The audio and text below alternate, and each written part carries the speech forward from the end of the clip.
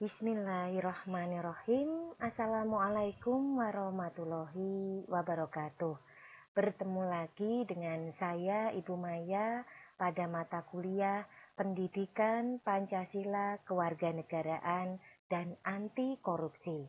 Semoga semuanya dalam keadaan sehat walafiat, tidak kurang suatu apapun, dan diberikan kemudahan serta kelancaran untuk mengikuti perkuliahan pada hari ini.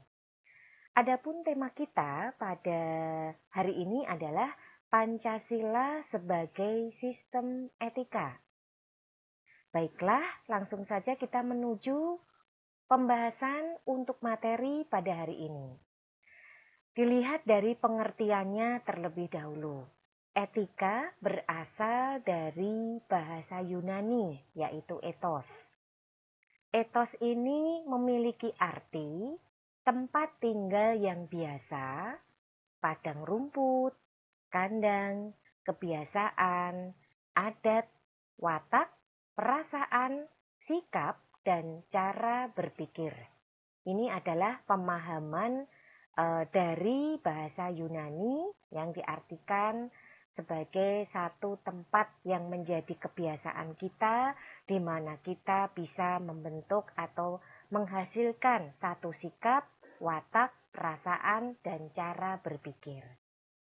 Nah, berikutnya berkembang dari pengertian pemahaman etos tersebut menjadi sebuah ilmu tentang segala sesuatu yang biasa dilakukan atau ilmu tentang adat kebiasaan yang dikenal dengan istilah etimologis. Nah, jadi pemahaman tentang etika itu dilandasi yang pertama dari bahasa Yunani, kemudian berkembang menjadi sebuah ilmu yang disebut dengan etimologis. Etika berkaitan dengan kebiasaan hidup yang baik, tata cara hidup yang baik pada diri seseorang maupun masyarakat.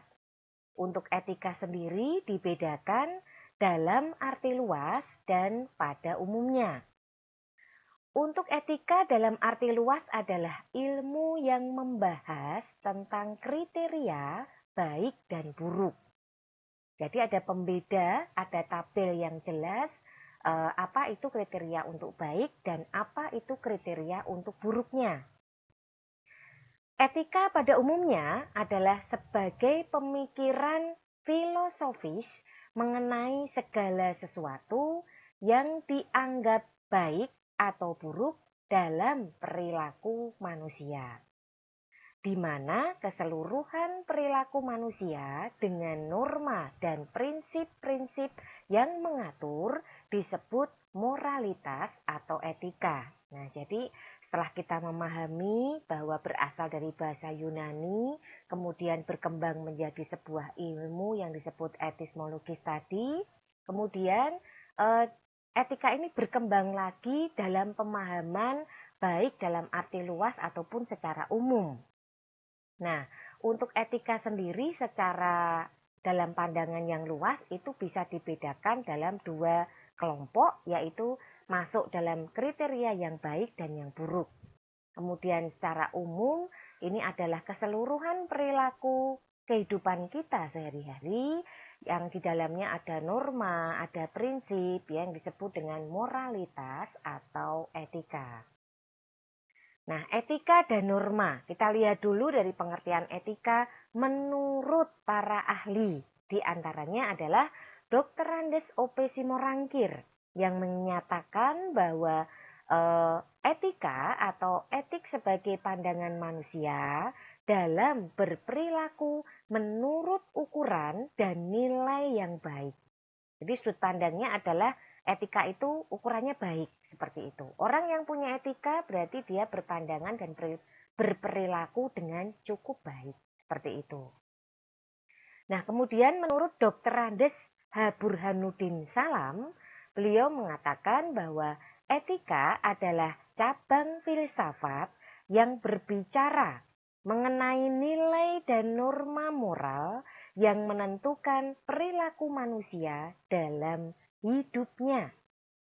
Nah, kalau untuk Burhanuddin Salam ini ada pencabangan dari ilmu filsafat yang menyatakan perbedaan mengenai perilaku manusia sesuai nilai dan norma moral yang berlaku, ya.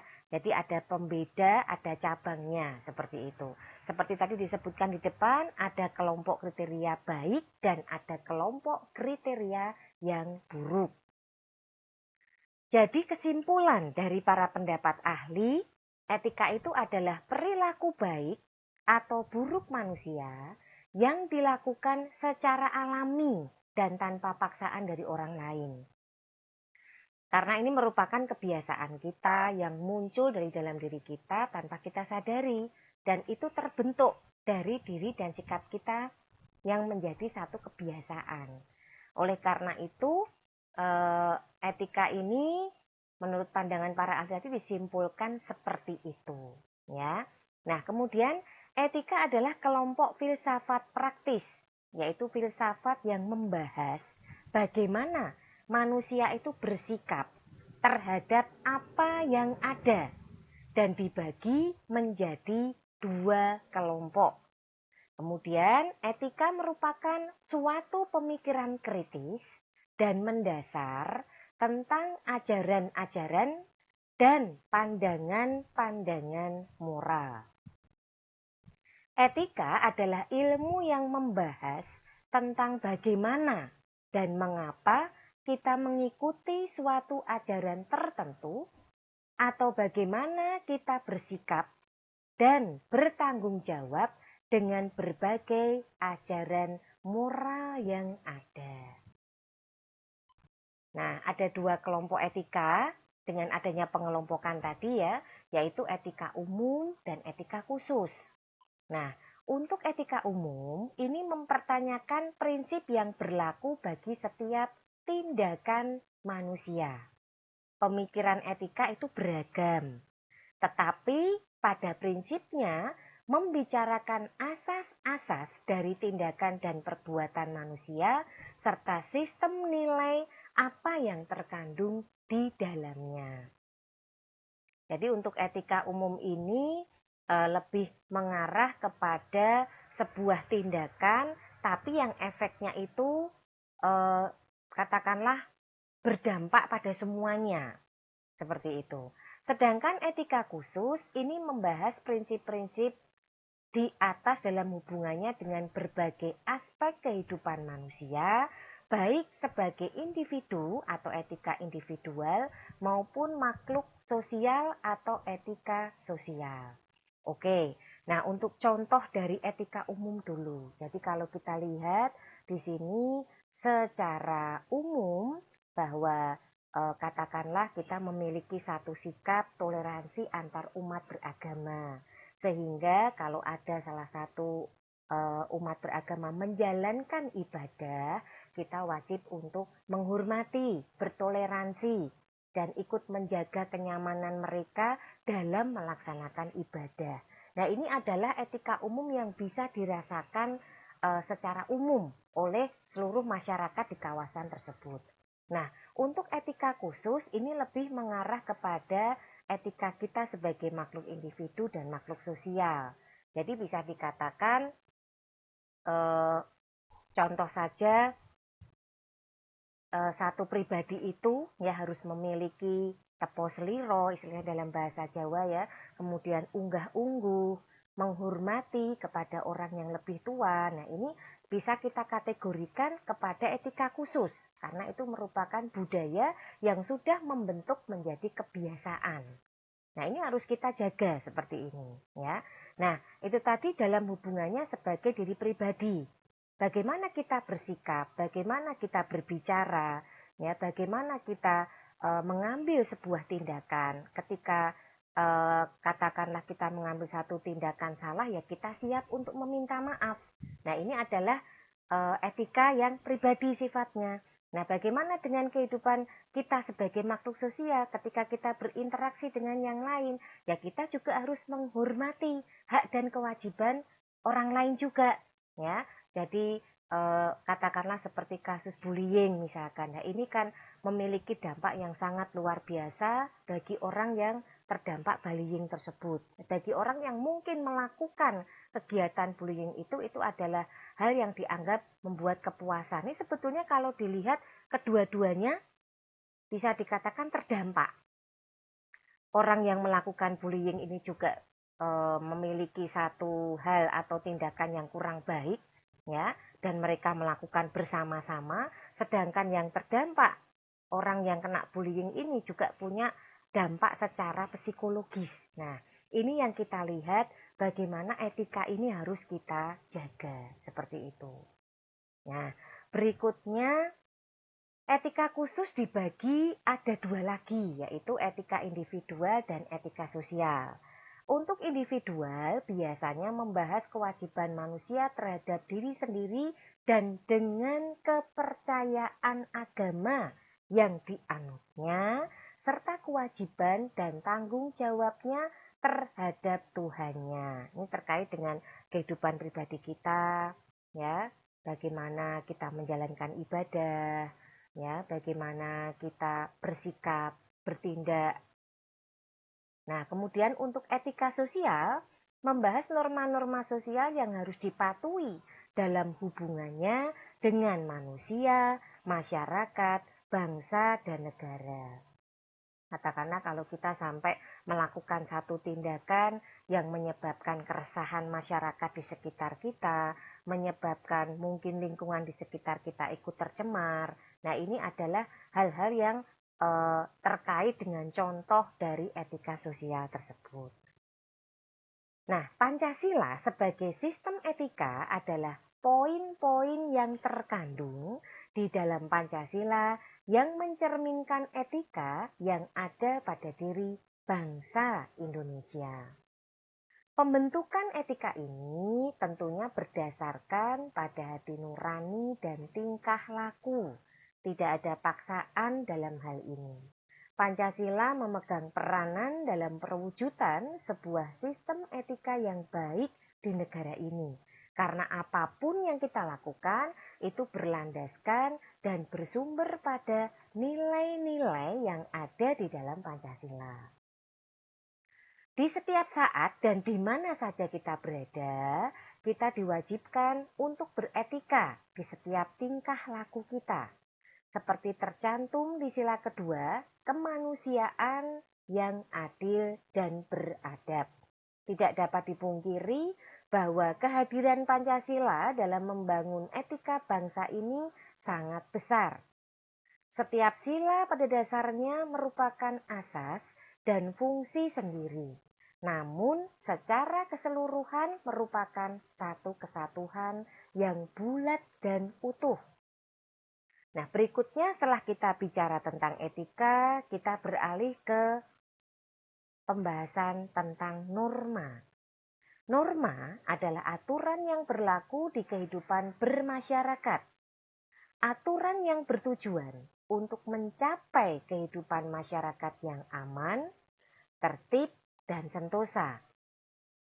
Namun masih ada segelintir orang yang masih melanggar norma-norma dalam masyarakat. Ini dikarenakan beberapa faktor. Di antaranya adalah faktor pendidikan, faktor ekonomi, dan lain-lain. Norma terdiri dari beberapa macam. Di antaranya ada norma agama, norma kesusilaan, norma kesopanan, norma kebiasaan atau habit, dan norma hukum. Norma di sini juga bisa memiliki arti sebagai aturan pedoman sosial yang khusus mengenai bagaimana kita bertingkah laku, bagaimana kita bersikap, dan perbuatan yang boleh dilakukan dan yang tidak boleh dilakukan di lingkungan sekitar kita. Dari sudut pandang umum sampai seberapa jauh tekanan norma diberlakukan oleh masyarakat, norma dapat dibedakan menjadi beberapa. Yang pertama yaitu cara atau use. Cara mengacu pada suatu bentuk perbuatan yang lebih menonjol pada hubungan antar individu. Penyimpangan pada cara tidak akan mendapatkan hukuman yang berat, tetapi sekedar celaan, cemoohan, atau ejekan. Misalnya orang yang mengeluarkan bunyi dari mulut atau istilahnya bersendawa sebagai pertanda rasa kepuasan setelah makan. Nah, dalam suatu masyarakat cara makan seperti itu dianggap kurang sopan atau tidak sopan. Ya. Nah, jika itu dilakukan maka akan ada orang lain yang merasa tersinggung dengan cara atau pola makan seperti itu. Ini salah satu contoh kecil saja. Berikutnya adalah kebiasaan atau folk ways. Kebiasaan mempunyai kekuatan mengikat yang lebih tinggi daripada cara atau use. Kebiasaan diartikan sebagai perbuatan yang diulang-ulang dalam bentuk yang sama karena orang banyak menyukai perbuatan tersebut. Misalnya kebiasaan menghormati orang yang lebih tua. Ya. Jadi dari cara bersikap, cara berbicara itu berbeda kalau antara kita bertemu dengan sesama yang masih sama-sama muda dan yang ketemu orang yang lebih tua seperti itu. Nah, yang ketiga tata kelakuan atau mores. Jika kebiasaan tidak semata-mata dianggap sebagai cara berperilaku, tetapi diterima sebagai norma pengatur, kebiasaan tersebut menjadi tata kelakuan. Yang keempat, adat istiadat atau custom. Tata kelakuan yang terintegrasi secara kuat dengan pola-pola perilaku masyarakat dapat meningkat menjadi apa yang disebut dengan adat istiadat. Nah, sekarang kita akan melihat tabel perbedaan antara etika dengan etiket. Untuk makna hakiki, etika itu berarti lebih mengarah kepada moral. Sedangkan etiket lebih mengacu kepada pengertian tentang sopan santun dan adat istiadat. Yang kedua, dari asal-usul kata. Etika berasal dari kata etos, sedangkan etiket berasal dari kata etiket. Ya. Kemudian yang ketiga, mengatur perilaku manusia secara normatif, di mana untuk etika itu lebih mengacu pada filsafat moral yang merupakan kajian kritis tentang baik dan buruk. Sedangkan etiket ini mengacu kepada cara yang tepat yang diharapkan serta ditentukan dalam suatu komunitas tertentu.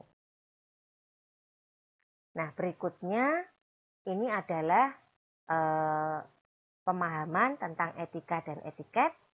Untuk etika, sebagai contoh, mencuri termasuk pelanggaran moral. Tidak penting apakah dia mencuri dengan tangan kanan ataukah tangan kiri. Ini dari kacamata pemahaman etika. Ya, jadi kegiatan atau tindakan mencuri itu sudah dianggap melanggar moral. Ya. Sedangkan etiket terkait dengan tata cara berperilaku dalam pergaulan. Seperti makan dengan tangan kanan itu dianggap lebih sopan atau beretiket dibandingkan dengan tangan kiri, karena kita ketahui bahwa tangan kiri dipergunakan untuk hal-hal yang sifatnya kebersihan seperti itu. Nah, ini adalah contoh sederhana dari penggunaan etika maupun etiket. Nah, berikutnya aliran etika dan karakteristiknya. Untuk keetika keutamaan, orientasinya keutamaan atau kebajikan. Watak nilainya disiplin, kejujuran, belas kasih, murah hati, dan seterusnya. Keterangan moralitas yang didasarkan pada agama, di mana kebanyakan menganut etika keutamaan karena bersumber pada agama.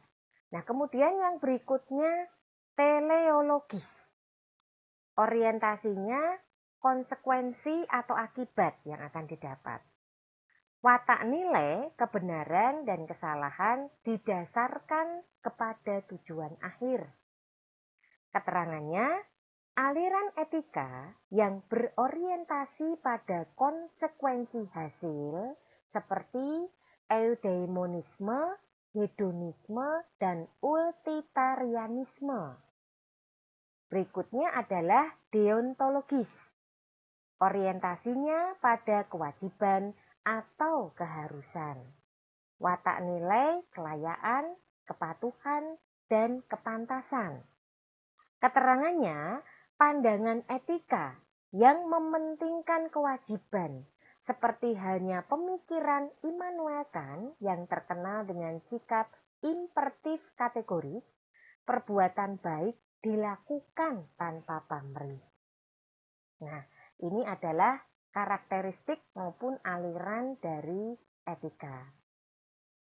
Cabang filsafat yang dijabarkan dari sila-sila Pancasila untuk mengatur perilaku kehidupan kita dalam masyarakat, berbangsa, dan bernegara di Indonesia, maka disebut dengan etika Pancasila. Nah, dimensi untuk nilai Pancasila itu sendiri bisa kita lihat untuk sila yang pertama, ketuhanan yang Maha Esa, di mana dimensi dari nilai tersebut mengandung dimensi moral berupa nilai spiritualitas yang mendekatkan diri manusia kepada Tuhan yang Maha Esa, ketaatan kepada nilai agama yang dianutnya. Sedangkan untuk sila yang kedua, kemanusiaan yang adil dan beradab, mengandung dimensi humanus. Artinya, menjadi manusia lebih manusiawi, yaitu upaya meningkatkan kualitas kemanusiaan dalam pergaulan antar sesama. Kemudian yang ketiga, Persatuan Indonesia. Ini mengandung nilai solidaritas, rasa kebersamaan, dan cinta kepada tanah air. Berikutnya untuk sila keempat, kerakyatan yang dipimpin oleh hikmat kebijaksanaan. Mengandung dimensi nilai berupa sikap menghargai orang lain, mau mendengar pendapat orang lain, dan tidak memaksakan kehendak kepada orang lain. Sedangkan sila yang kelima, keadilan sosial, mengandung nilai mau peduli atas nasib orang lain, kesediaan untuk membantu kesulitan orang lain. Nah, jadi ini adalah nilai-nilai etika maupun moral yang ada dalam setiap dimensi nilai Pancasila, sehingga disebut dengan etika Pancasila. Nah, etika Pancasila sendiri menurut jenjangnya itu sebagai berikut. Yang pertama, nilai religius. Nilai ini menempati posisi tertinggi dan melekat atau dimiliki Tuhan yang Maha Esa, yaitu nilai yang Maha Agung, Maha Suci, absolut yang tercermin pada sila pertama Pancasila, yaitu ketuhanan yang Maha Esa. Yang kedua adalah nilai spiritual. Nilai ini melekat pada manusia, yaitu budi pekerti, perangai, kemanusiaan, dan kerohanian yang tercermin pada sila kedua Pancasila, yaitu kemanusiaan yang adil dan beradab. Yang ketiga, nilai vitalitas. Nilai ini melekat pada semua makhluk hidup, yaitu mengenai daya hidup, kekuatan hidup, dan pertahanan hidup semua makhluk. Nilai ini tercermin pada sila ketiga dan keempat dalam Pancasila, yaitu Persatuan Indonesia dan kerakyatan yang dipimpin oleh hikmah kebijaksanaan dalam permusyawaratan perwakilan. Berikutnya, nilai moral. Nilai ini melekat pada perilaku hidup semua manusia, seperti asusila, perangai, akhlak, budi pekerti, tata adab, sopan santun yang tercermin pada sila kedua Pancasila, yaitu kemanusiaan yang adil dan beradab. Yang kelima, nilai material. Nilai ini melekat pada semua benda-benda di dunia, yang wujudnya yaitu jasmani, badani, lahiriah, dan konkret, yang tercermin dalam sila kelima Pancasila, yakni keadilan sosial bagi seluruh rakyat Indonesia. Nah, menurut jenisnya dibagi sebagai berikut. Ada nilai ilahiyah, nilai yang dimiliki Tuhan Yang Maha Esa, yang melekat pada manusia, yaitu berwujud harapan, kemudian janji, keyakinan, kepercayaan, persaudaraan, dan persahabatan. Yang kedua, nilai etis. Ialah nilai yang dimiliki dan melekat pada manusia, yaitu berwujud keberanian, kesabaran, rendah hati, murah hati, suka menolong, kesopanan, dan keramahan. Yang ketiga, nilai estetis. Melekat pada semua makhluk duniawi, yaitu berupa keindahan, seni, kesahduan, keelokan, keharmonisan. Yang keempat, nilai intelek, yaitu melekat pada makhluk manusia berwujud ilmiah, rasional, logis, analisis, dan akaliah. Etika Pancasila sendiri lebih mendekati pengertian etika keutamaan karena tercermin dalam 4 tabiat saleh, yaitu kebijaksanaan, kesederhanaan, keteguhan, dan keadilan. Nah, kita akan membahas satu persatu mengenai 4 tabiat ini. Yang pertama yaitu kebijaksanaan. Melaksanakan suatu tindakan yang didorong oleh kehendak yang tertuju pada kebaikan serta atas dasar kesatuan akal, rasa, kehendak yang berupa kepercayaan yang tertuju pada kenyataan mutlak atau Tuhan dengan memelihara nilai-nilai hidup kemanusiaan dan nilai-nilai hidup religius. Nah, ini masuk dalam tabiat kebijaksanaan. Berikutnya, kesederhanaan. Membatasi diri dalam arti tidak melampaui batas dalam hal kenikmatan. Kita mungkin bisa membeli banyak barang yang kita butuhkan, karena kebetulan juga mampu. Tetapi, kita hanya membeli barang sesuai dengan kepentingan dan keperluan saja. Ya, apapun bisa kita beli. Nah, ini yang harus kita jaga. Ini yang disebut dengan kesederhanaan. Tidak melampaui batas dalam hal kenikmatan. Keteguhan. Membatasi diri dalam arti tidak melampaui batas dalam menghindari penderitaan. Kita memiliki sikap yang teguh, sikap yang disiplin di sini, tidak melampaui batas, sehingga bisa dikatakan apabila ada permasalahan yang terkait dengan apa yang telah diputuskan itu bisa dihindari karena kita memiliki keteguhan dalam prinsip dan bertindak. Kemudian yang terakhir adalah keadilan. Memberikan sebagai rasa wajib kepada diri sendiri dan manusia lain, serta terhadap Tuhan terkait dengan segala sesuatu yang telah menjadi haknya. Jadi untuk adil ini memang relatif sifatnya. Tetapi bagaimanapun kita harus bisa bersikap adil baik kepada diri sendiri maupun kepada orang lain. Jadi di balik segala hak kita terdapat hak orang lain juga yang harus kita lihat supaya semuanya bisa menerima secara adil dan merata. Nah, ini adalah 4 tabiat soleh yang ada pada etika Pancasila. Berikutnya, urgensi Pancasila sebagai sistem etika. Yang pertama, banyaknya kasus korupsi yang melanda negara Indonesia sehingga kasus seperti ini atau kejadian seperti ini dapat melemahkan sendi-sendi kehidupan berbangsa dan bernegara. Jadi kita bagaimana ketegasannya dalam memberantas yang namanya kasus korupsi ini.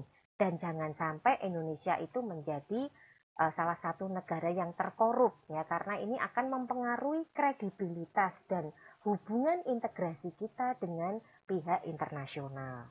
Nah, kemudian yang kedua, masih terjadinya aksi terorisme yang mengatasnamakan agama, sehingga dapat merusak semangat toleransi dalam kehidupan antar umat beragama dan meluluh lantakkan semangat persatuan atau mengancam disintegrasi bangsa.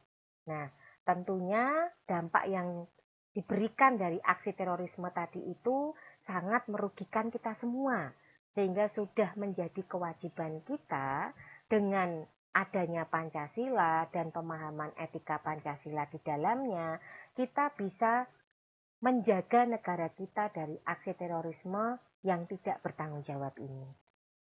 Kemudian yang ketiga, masih terjadinya pelanggaran HAM dalam kehidupan bernegara.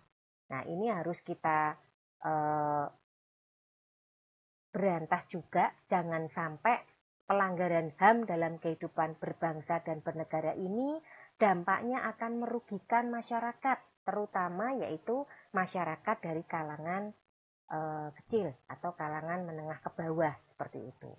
Kemudian yang keempat, kesenjangan antar kelompok masyarakat kaya dan miskin masih menandai kehidupan masyarakat Indonesia.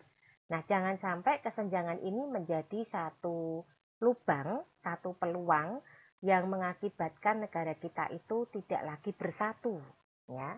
Jadi justru dengan adanya kesenjangan ini dijadikan sebagai peluang untuk lebih saling menjaga, untuk lebih saling tolong-menolong, ya, dalam kehidupan bermasyarakat dan bernegara, di mana yang kaya akan membantu yang miskin, seperti itu. Sehingga nanti pada akhirnya akan terjadi pemerataan di tingkat masyarakat. Yang kelima, ketidakadilan hukum yang masih mewarnai proses peradilan di Indonesia. Nah, memang pembenahan yang utama, efek dari adanya urgensi Pancasila sebagai etika Pancasila tadi, diharapkan berdampak kepada oknum ataupun sumber daya yang bekerja di bidang peradilan tinggi ini. Ya, diharapkan dengan memiliki sistem etika Pancasila yang kuat bisa menjadi dasar bahwa proses ketidakadilan hukum yang masih terjadi itu bisa dihilangkan. Berikutnya, banyaknya orang kaya yang tidak bersedia membayar pajak dengan benar. Nah, ini dikembalikan lagi kepada etika Pancasila yang dimiliki, ya. Harusnya sebagai warga negara, apalagi mampu, itu punya kewajiban, salah satunya adalah membayar pajak. Nah, harapannya dengan adanya etika Pancasila ini, orang-orang kaya yang ada di negara kita ini mau untuk membayar pajak sehingga pajak tersebut bisa diolah, dimanfaatkan untuk kelangsungan hidup orang banyak. Seperti itu. Nah, kondisi urgensi tadi memperlihatkan pentingnya dan mendesaknya peran dan kedudukan Pancasila sebagai sistem etika, karena dapat menjadi tuntutan atau sebagai leading principle bagi warga negara untuk berperilaku sesuai dengan nilai-nilai yang ada di dalam Pancasila. Nah, berikutnya adalah etika berbangsa dan bernegara. Etika ini meliputi ada etika sosial dan budaya, ada etika pemerintahan dan politik, etika ekonomis dan bisnis, etika penegakan hukum yang berkeadilan, etika keilmuan dan disiplin kehidupan. Nah, kita lihat yang pertama yaitu etika sosial dan budaya. Etika ini bertolak dari rasa kemanusiaan yang mendalam dengan menampilkan kembali sikap jujur, saling peduli, saling memahami, saling menghargai, saling mencintai, dan tolong-menolong di antara sesama manusia dan anak bangsa. Untuk etika pemerintahan dan politik, etika ini dimaksudkan untuk mewujudkan pemerintahan yang bersih, efisien, dan efektif, serta menumbuhkan suasana politik yang demokratis yang bercirikan keterbukaan, tanggung jawab, tanggap akan aspirasi rakyat, menghargai perbedaan, jujur dalam persaingan, serta menjunjung tinggi hak asasi manusia. Berikutnya adalah etika ekonomi dan bisnis. Etika ini bertujuan agar prinsip dan perilaku ekonomi, baik oleh pribadi, institusi, maupun keputusan dalam bidang ekonomi, dapat melahirkan ekonomi dengan kondisi yang baik dan realitas. Yang keempat, etika penegakan hukum yang berkeadilan. Etika ini bertujuan agar penegakan hukum secara adil, perlakuan yang sama dan tidak diskriminatif terhadap setiap warga negara di hadapan hukum, dan menghindarkan penggunaan hukum secara salah sebagai alat kekuasaan. Yang kelima, etika keilmuan dan disiplin kehidupan. Etika ini diwujudkan dengan menjunjung tinggi nilai-nilai ilmu pengetahuan dan teknologi agar mampu berpikir rasional, kritis, logis, dan objektif. Untuk nilai dan makna Pancasila yang dapat diimplementasikan dalam kehidupan kita sehari-hari. Sikap yang sesuai dengan sila pertama, yaitu ketuhanan yang Maha Esa, berhubungan dengan perilaku kita sebagai umat beragama. Contoh sikap yang mencerminkan sila pertama adalah percaya dan takwa kepada Tuhan yang Maha Esa, sesuai ajaran agama yang dianut masing-masing. Menjalankan perintah agama sesuai ajaran yang dianut masing-masing. Saling menghormati antar umat beragama. Tidak memaksakan kehendak suatu agama kepada orang lain. Kedua, contoh sikap yang sesuai dengan sila kedua, kemanusiaan yang adil dan beradab. Tidak membeda-bedakan manusia berdasarkan suku, agama, warna kulit, tingkat ekonomi, maupun tingkat pendidikan. Menyadari bahwa kita diciptakan sama oleh Tuhan. Membela kebenaran dan keadilan. Menyadari bahwa kita mempunyai hak dan kewajiban yang sama. Dan tidak melakukan diskriminatif. Berikutnya contoh sikap yang sesuai dengan sila yang ketiga, yaitu Persatuan Indonesia. Contohnya adalah cinta pada tanah air dan bangsa, menjaga nama baik bangsa dan negara, tidak membangga-banggakan bangsa lain dan merendahkan bangsa sendiri, ikut serta dalam ketertiban dunia, menjunjung tinggi persatuan bangsa, mengutamakan kepentingan bangsa dan negara di atas kepentingan pribadi dan golongan. Contoh sikap yang sesuai dengan sila keempat adalah selalu mengedepankan musyawarah untuk mencapai mufakat dalam menyelesaikan setiap permasalahan. Kemudian, tidak memaksakan kehendak kepada orang lain.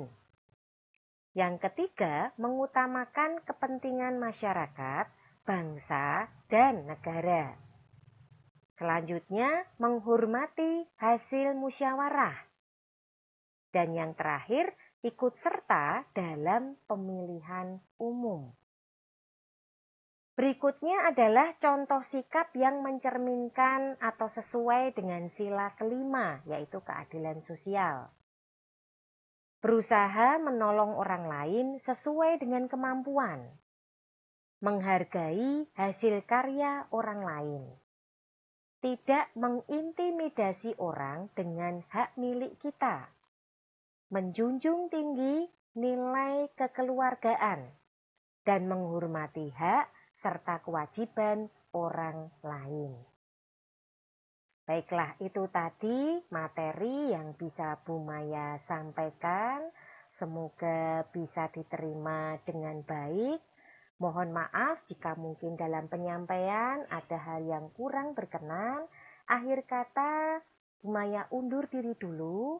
Wassalamualaikum warahmatullahi wabarakatuh.